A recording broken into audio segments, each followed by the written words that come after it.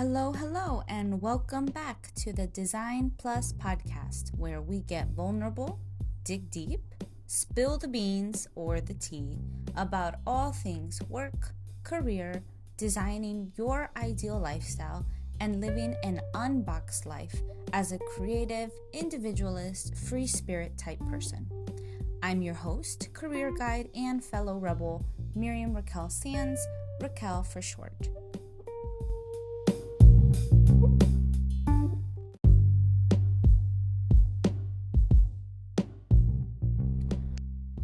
So, I want to talk a little bit about culture and society because while maybe it's obvious because we're just always working and living and surviving and just making sure that we're doing all the things we can to feel safe, have shelter, have good relationships, be healthy. Sometimes the thing is that we're not taking the time. We don't have really the time to think and process and feel and get to know ourselves. And I think that is on purpose. I think society, and I don't know, maybe there's other words to call society, the government, the culture, the way that history has created the way that we function and operate now as people has really dysfunctioned us, has really disenabled us to live in how can I say, like in intention, like knowing what it is that we really want, knowing who we want to be, how we want to figure things out, understanding our values, why having values and intentions and all of that is important. I think all of that is intentional because the way that society has structured things now, from the way things should be, starting in school, what we're learning in school, what books are banned, what religion or politics may or may not be accepted, how many years of school, and then what happens after school, more school, depending on what profession, what job, what role we decide in playing in the job market in society, and then someday, somehow, having the means and the access and the opportunity to have a family and a house, a home, a space for ourselves. This is the order in which they have dictated and told us that we need to do things, without us having our own independence and our own intuition of how we actually work, because everybody's timeline is different. Sometimes families come immediately. Some people have kids when they're quote unquote young, in their 20s or in high school. Some people have their kids in their late 30s and their 40s. Some people are still in debt when they're retired. Some people never have been or have on and off relationship with debt. And investment and all of these sorts of things. So I think it's unfair to put this ginormous task of building a life and building a career on a certain timeline when we're already not being set up for success, because to some extent, we don't even know who we really are, how we function as individuals, and then to try to put a non-individual, someone, something that doesn't know how it functions, to then push it out into the world. Now you have to go make it work for everyone else. Now you have to go and get a job because you need to learn, you need to survive and pay bills and taxes, and also you have to perform well at work, and then somehow figure out relationships, because if you're not in a relationship, or if your relationship looks a certain way, it's unsuccessful or whatever the case may be. So we're constantly being set up to not succeed, to not prevail or progress, or to live life on our terms. We're constantly being told what the timeline is, how things need to work, and there's no way, no time, no space. We don't have the energy, because who does, with the constant kind of assault, energetic, mental, emotional, and absolutely sometimes physical assault on all of our lives to just survive. And then they come out with all these self-development, self-help books to optimize and self-hack and life hack and get yourself organized, because that's what we all need, is to get more organized, because we don't have enough control in our society. There's not enough that we need to be doing on top of what we're already doing. Now we need to make sure that all of that which we're doing, it also looks and feels and is even more contained, because containment is the name of the game. As long as things are controlled and defined and labeled, there's a whole container store. All of these things, all of these structures are so that the individual, so that us as people, do not have to think and reflect and come to our own conclusions. The news, the media, all of the things that are put out there to get our attention, to drive a certain narrative and make us think certain things, removes the critical thinking, removes the drive to think and feel and believe and put things together for ourselves, which is a huge disservice to all of our shared history thread, all of our ancestors, a huge disservice to what people call progress and moving forward, and civilization, being civilized.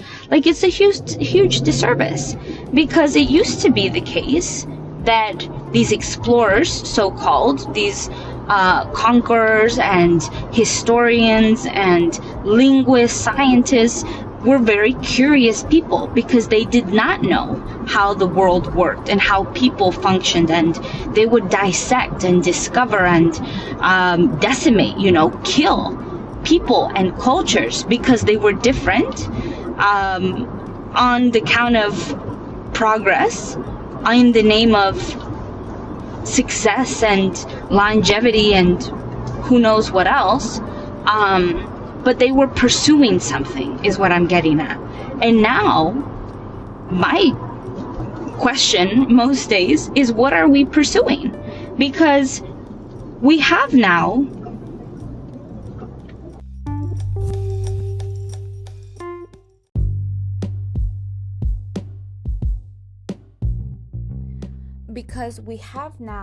technology and resources and tools and so much to our advantage that there should be no reason as to why we can't move forward and progress and be curious. And instead, it feels like we're being trapped with our own technologies and systems and all these things that have so been made and discovered and named and all this other things to supposedly help us out. A mobile phone that's no longer with a cord, and that's no longer tethered to a specific home and situation. Like, it's wireless, it's mobile, we can fit how many apps, and it's like a mini computer that supposedly is supposed to help us and make us be more in tune, help us be more in tune with other people, the world, ourselves, have access to even more tools for planning, for mindfulness, for gym fitness. If we don't have a physical gym we can go to, or we don't have access to those tools, equipment to work out, like, you can download an app that will just give you workouts with your body that you can do at home. Like, that's supposedly, I think, the selling point of all of these tools and technology and the idea now of progress.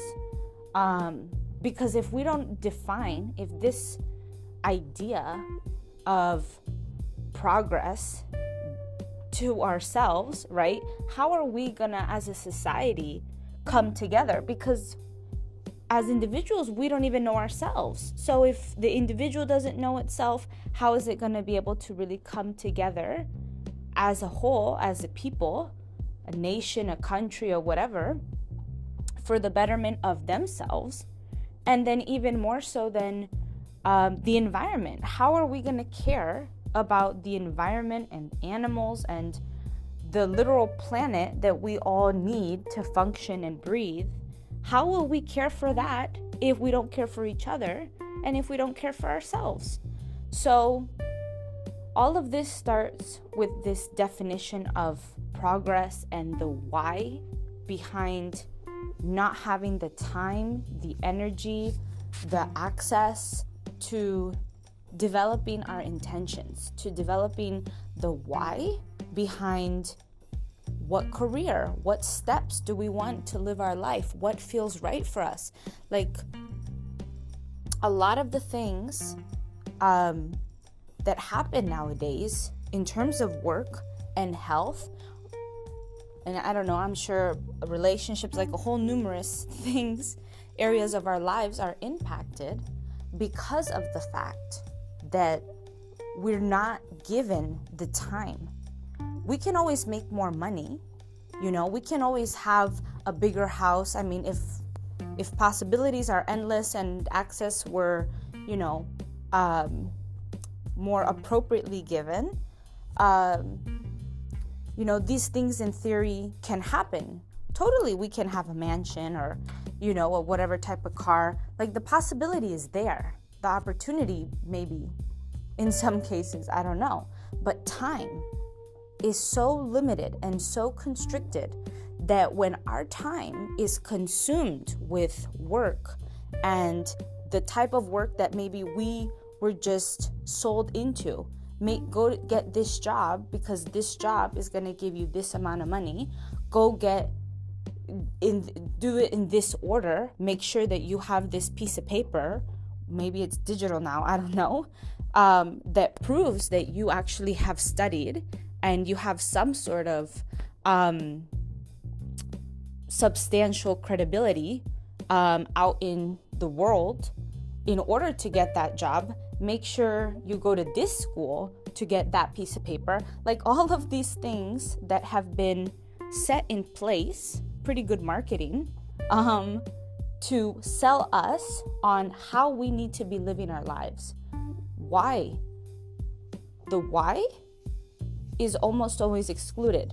Because if we talk about how society rationalizes these decisions, about how making more money is the why, because having the opportunity to travel is the why, because we need to continue to fulfill certain expectations from our family, that's the why. Those are all external reasons, which can be valid. I'm not saying that more money and travel, those aren't good reasons. I'm just saying that if we ourselves, if you as an individual, as your own person, don't know why you're doing the things you're doing, specifically focusing on the job part, but it can really go out to any area of your life, then who knows how long, how many years or months, days, whatever time frame for you, that things do not turn out the way you might end up in a miserable job, or you just might be miserable in that job. Might be job hopping. That was my journey for a long time. Might be trying to go back to school, stay in school. It just becomes this trying to survive, trying to figure out, constantly stumbling, because we were not given the space, the time, or even the right tools, ironically, to be able to understand ourselves, to be able to dive deep. I mean, I know that some people do have the opportunity to take what's called, I think, a gap year or something, where after high school, people in the United States, or I don't know, maybe in Europe as well, in the Northern Hemisphere, have the opportunity to take a pause and travel and find, so, quote unquote, find themselves before they make what could be a life-altering decision of going to college and going through that whole track with hopefully a more defined, more decided perspective. But for those of us who can't, or who didn't, who don't have that money, time, opportunity, resources to take a gap year, it adds to the load. We have to make and find the way to do that, because the longer we postpone, or the longer we don't take the time and the energy and all of these other things to really be with ourselves and ask ourselves the questions of why and how and what, and the questions that come from within ourselves, then the harder it is, because then the rest of, I don't know, our 30s, our 40s, or who knows how it'll continue to ripple out into our lives, but it'll take longer, and it could be harder, because we are then dealing with life. We're dealing with making sure that we have what we need, that we're showing up for work, and there's less, and then there becomes even less time and energy and everything like that to invest in ourselves. So all of this is to say that don't be a conqueror, conquistador, let's not do that. That didn't help people. In the long run, in the moment, I'm sure they thought they were doing a splendid job in their purview and perspective of the world.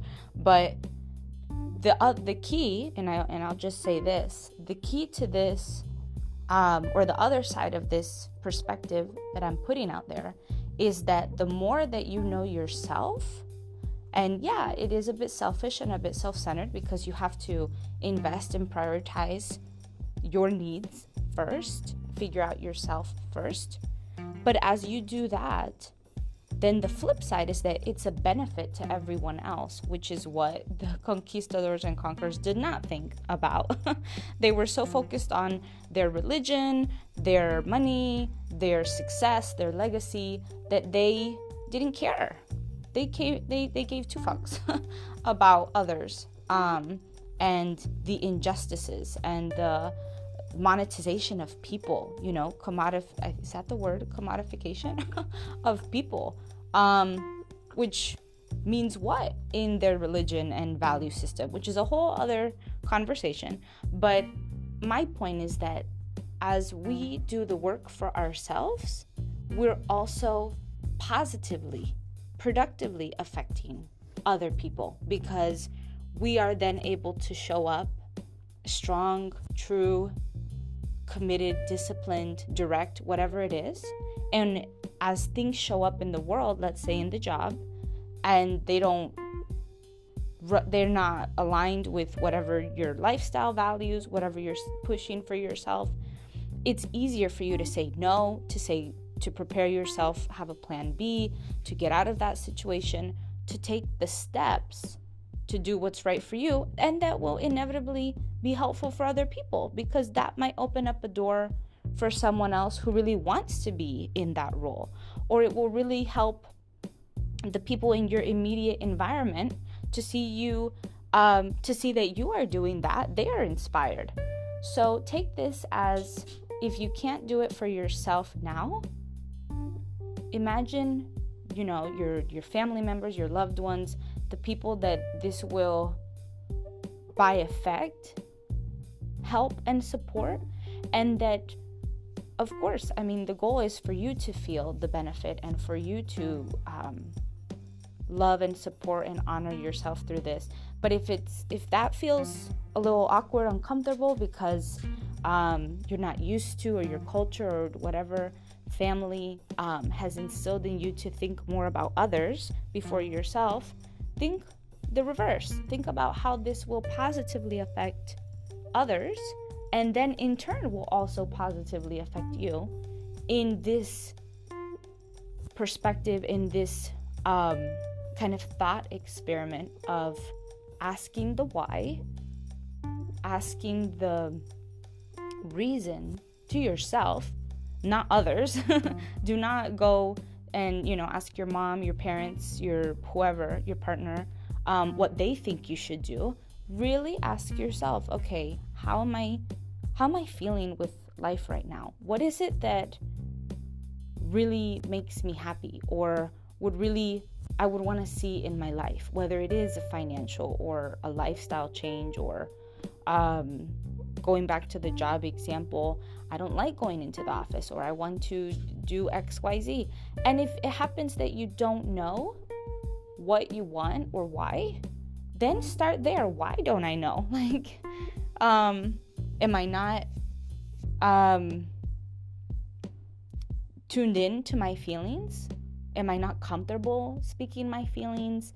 Am I not, do I not feel that I have the tools or the support? And start there. This is not meant to be like a therapy session. That's its own thing. But hopefully these questions inspire you to start thinking about your job. Choose an area of your life, your job, your health, your relationships, your spirituality, whatever it may be, and asking why. How did it come to this? Why am I in this spot right now? Is this really, if I'm butting my heads with something, if I'm uncomfortable with this, why is that? Like, what am I sacrificing for now? What is it that I'm not being true to that is really uncomfortable and is affecting and that I don't want to be doing anymore? Start with the no's, with the things that you don't want, and then it becomes easier to know what you do want and what you're striving for. So I leave you with all of those thoughts to put yourself first, and in so doing, you are also positively affecting others around you. And that while we do live in this society, we do live in these optimized structures and things, I would say to keep in mind that the things that surround us, the things that we're bombarded with the tools that are so called to help us, supposedly here to help us, question that. Question also what has your best interest at heart, what things fill you up, what things support you and feel nourishing, feel supportive, and lean into those things. So until next time, I'll see you later.